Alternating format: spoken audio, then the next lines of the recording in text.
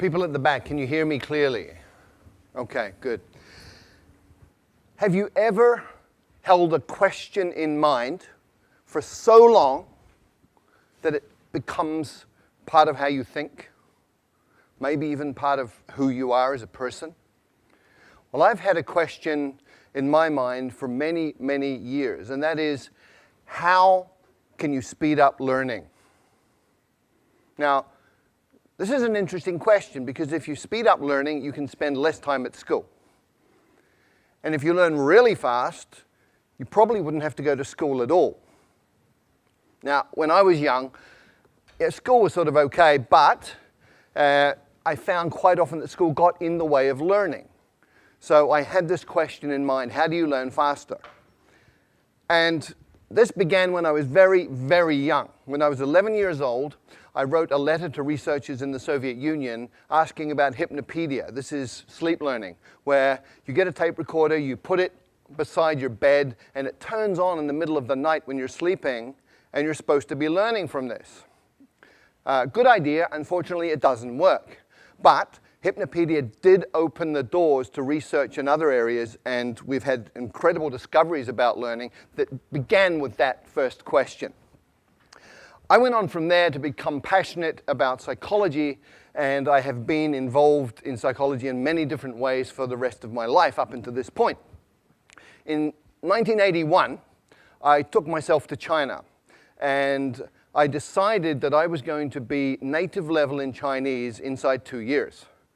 Now, you need to understand that in 1981, everybody thought Chinese was really, really difficult and that a Westerner could study for 10 years or more and never really get very good at it.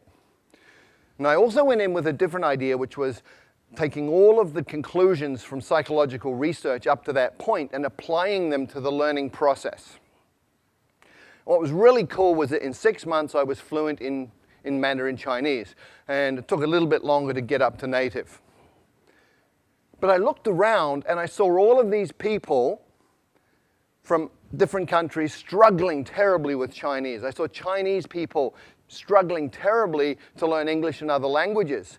And so my question got refined down to, how can you help a normal adult learn a new language quickly, easily, and effectively? Now, this is a really, really important question in today's world.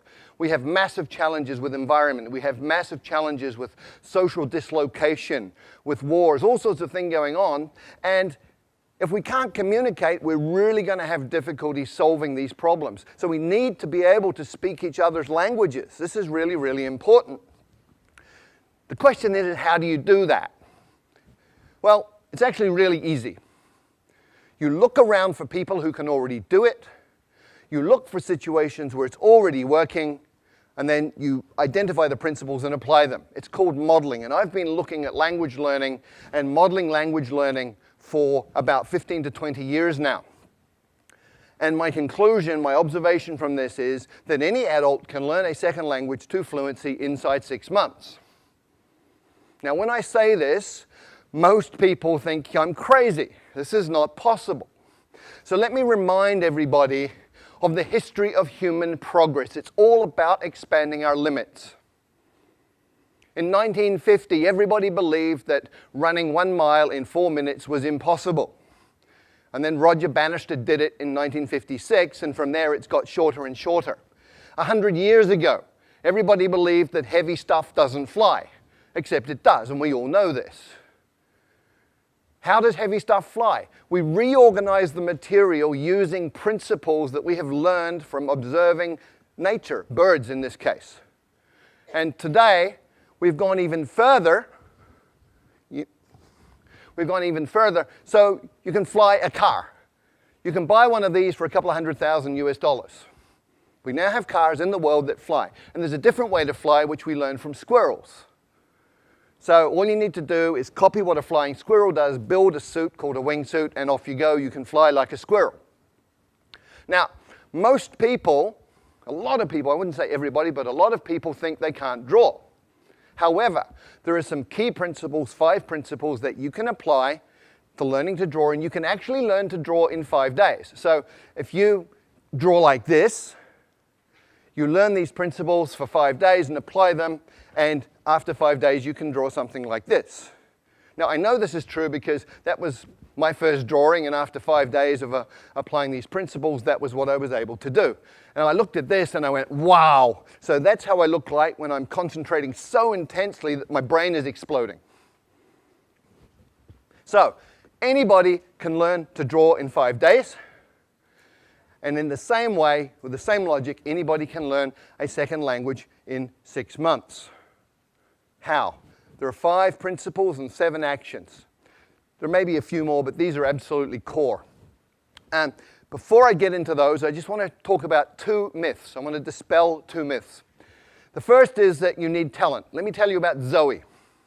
Zoe came from Australia, went to Holland, was trying to learn Dutch, struggling extremely a great deal, and finally, people were saying you're completely useless, you're not talented, give up, you're a waste of time, and she was very, very depressed. And then she came across these 5 principles. She moved to Brazil and she applied them, and in 6 months she was fluent in Portuguese. So talent doesn't matter.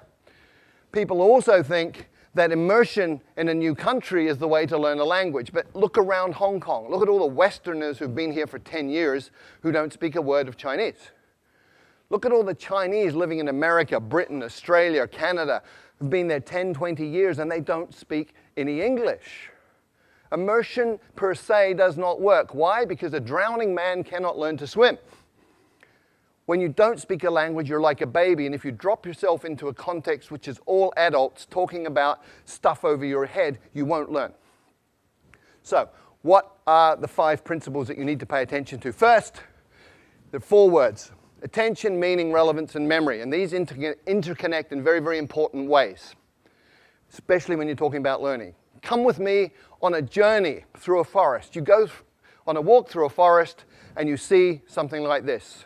Little marks on a tree. Maybe you pay attention, maybe you don't. You go another 50 meters and you see this. You should be paying attention. Another 50 meters, if you haven't been paying attention, you see this.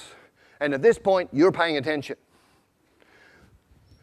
And you've just learned that this is important, it's relevant, because it means this. And anything that is related, any information related to your survival, is stuff that you're going to pay attention to, and therefore you're going to remember it. If it's related to your own personal goals, then you're going to pay attention to it. It's relevant, you're going to remember it. So the first principle for learning a language is focus on language content that is relevant to you, which brings us to tools. We master tools by using tools, and we learn tools the fastest when they're relevant to us. So let me share a story. A keyboard is a tool. Typing Chinese a certain way, there are methods for this. That's a tool. I had a colleague many years ago who went to night school Tuesday night, Thursday night, 2 hours each time, practicing at home. She spent 9 months, and she did not learn to type Chinese. And one night we had a crisis. We had 48 hours to deliver a training manual in Chinese.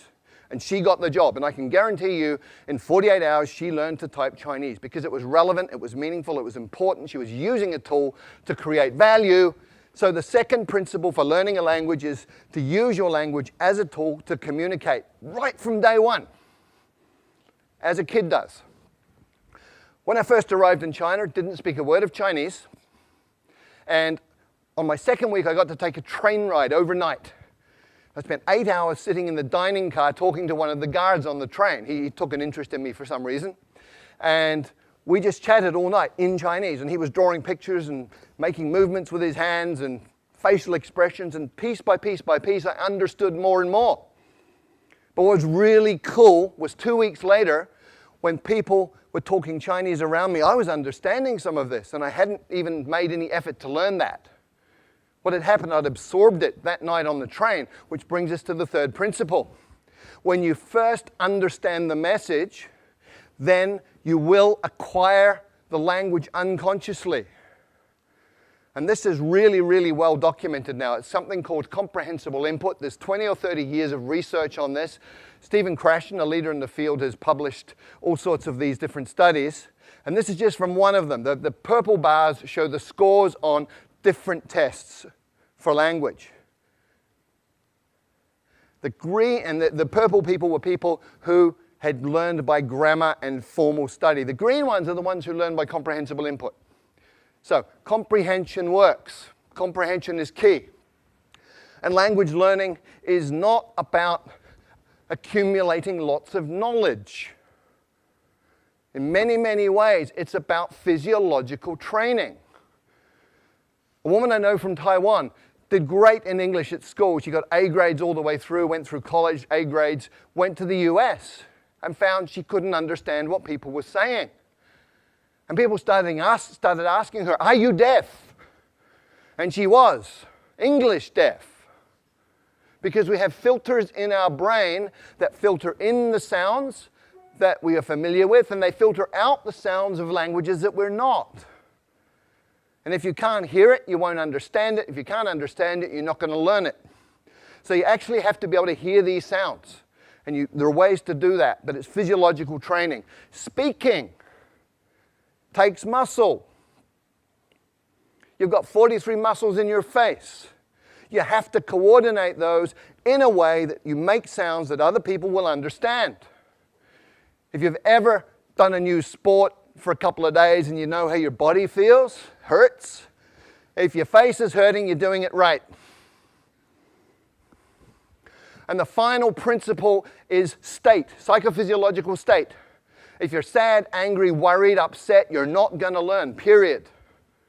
If you're happy, relaxed, in an alpha brain state, curious, you're going to learn really quickly. And very specifically, you need to be tolerant of ambiguity. If you're one of those people who needs to understand 100% every word you're hearing, you will go nuts because you'll be incredibly upset all the time because you're not perfect. If you're comfortable with getting some, not getting some, just paying attention to what you do understand, you're going to be fine, you'll be relaxed, and you'll be learning quickly. So based on those 5 principles, what are the 7 actions that you take? Number 1, listen a lot. I call it brain soaking. You put yourself in a context where you're hearing tons and tons and tons of the language, and it doesn't matter if you understand it or not. You're listening to the rhythms, you're listening to patterns that repeat, you're listening to things that stand out.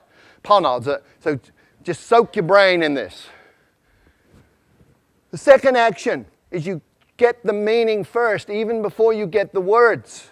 And you go, well, how do I do that? I don't know the words. Well, you understand what these different postures mean. Human communication is body language in many, many ways. So much body language. From body language, you can understand a lot of communication. Therefore, you're understanding, you're acquiring through comprehensible input. And you can also use patterns that you already know. If you're a Chinese speaker of Mandarin and Cantonese and you go to Vietnam, you will understand 60% of what they say to you in daily conversation because Vietnamese is about 30% Mandarin, 30% Cantonese. The third action, start mixing. You probably have never thought of this, but if you've got 10 verbs, 10 nouns, and 10 adjectives, you can say 1,000 different things. Right? Language is a creative process. What do babies do? Okay, me, but, now. Okay, that's how they communicate. So start mixing, get creative, have fun with it. It doesn't have to be perfect, just has to work. And when you're doing this, you focus on the core. What does that mean? Well, with every language, there's high-frequency content. In English, 1,000 words covers 85% of anything you're ever going to say in daily communication. 3,000 words gives you 98% of anything you're going to say in daily conversation. You've got 3,000 words, you're speaking the language. The rest is icing on the cake. And when you're just beginning with a new language, start with your toolbox. Week number 1. In your new language, you say things like, how do you say that? I don't understand. Repeat that, please. What does that mean? All in your target language. You're using it as a tool, making it useful to you. It's relevant to learn other things about the language. By week 2, you should be saying things like me, this, you, that, give, hot, simple pronouns, simple nouns, simple verbs, simple adjectives, communicating like a baby. And by the 3rd or 4th week, you're getting into what I call glue words. Although, but, therefore, these are logical transformers that tie bits of a language together, allowing you to make more complex meaning. At that point, you're talking. And when you're doing that, you should get yourself a language parent. If you look at how children and parents interact, you understand what this means. When a child is speaking, it'll be using simple words, simple combinations, sometimes quite strange, sometimes very strange pronunciation. Other people from outside the family don't understand it. But the parents do. And so the kid has a safe environment, gets confidence. The parents talk to the children with body language and with simple language they know the child understands. So you have a comprehensible input environment that's safe. We know it works, otherwise none of you would speak your mother tongue. So you get yourself a language parent who's somebody interested in you as a person who will communicate with you essentially as an equal, but pay attention to help you understand the message. There are 4 rules of a language parent. Spouses, by the way, are not very good at this, okay? But the 4 rules are, first of all, they will work hard to understand what you mean, even when you're way off beat. Secondly, they will never correct your mistakes. Thirdly, they will feed back their understanding of what you're saying so that you can respond appropriately and get that feedback. And then they will use words that you know. The 6th thing you have to do is copy the face. You've got to get the muscles working right so you can sound in a way that people will understand you. There's a couple of things you do. One is you need to hear how it feels and feel how it sounds, which means you have a feedback loop operating in your face. But ideally, if you can look at a native speaker and just observe how they use their face, let your unconscious mind absorb the rules, then you're going to be able to pick it up. And if you can't get a native speaker to look at, you can use stuff like this. Sing, song, king, sung, hung. And the final idea here, the final action you need to take is something that I call direct connect.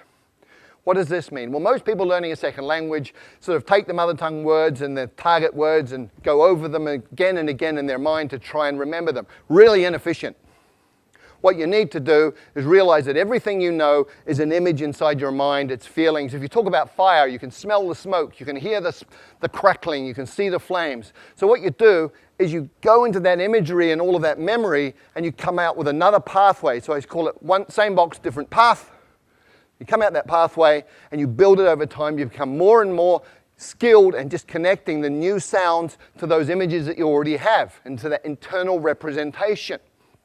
And over time, you even become naturally good at that process. That becomes unconscious. So there are 5 principles that you need to work with, 7 actions.